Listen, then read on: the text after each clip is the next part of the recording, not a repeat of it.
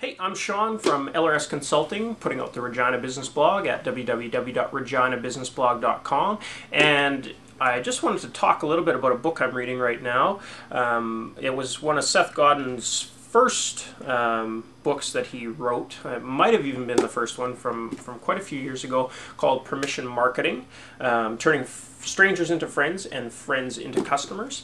And I finally figured, I've been kind of reading all of Seth's books because they're pretty awesome to read, and I've been reading them in, it seems like, reverse chronological order for a little while. I'd read one and then I'd want to read the one before. So I finally got around to reading Permission Marketing, and I'm just about done the book, but one thing that really caught my eye, or one thing that really stood out to me in this book, was when he talks about personal relationship permission, and an example that he gave that really stood out to me and has a great application for business.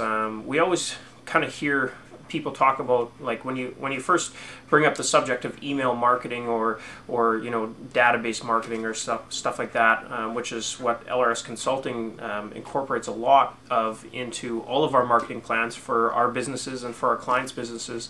And you hear a lot of people, wanting to borrow lists and buy lists, and is this the right sort of thing to do? And it's first of all, it's not right, but it's not effective, and that's the biggest reason why you don't want to buy lists or rent lists, borrow lists, that sort of thing.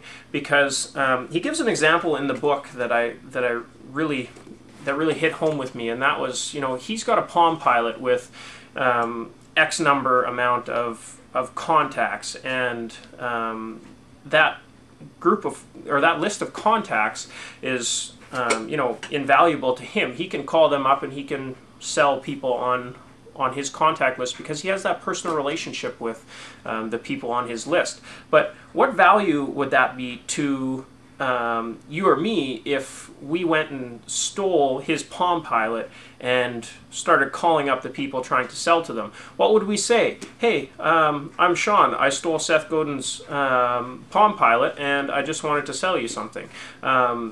Obviously, that example proves that that type of marketing wouldn't work, and I just thought that was a really good example to show people why renting and borrowing lists doesn't work. So, I mean, if you've got access to a Chamber of Commerce list or something like that, don't just start sending them your newsletter.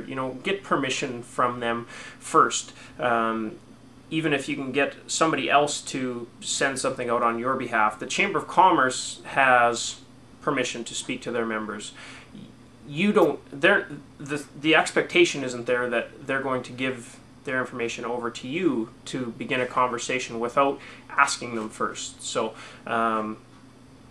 that's something that you want to think about if you've ever thought about renting or borrowing or doing anything else like that with other people's lists.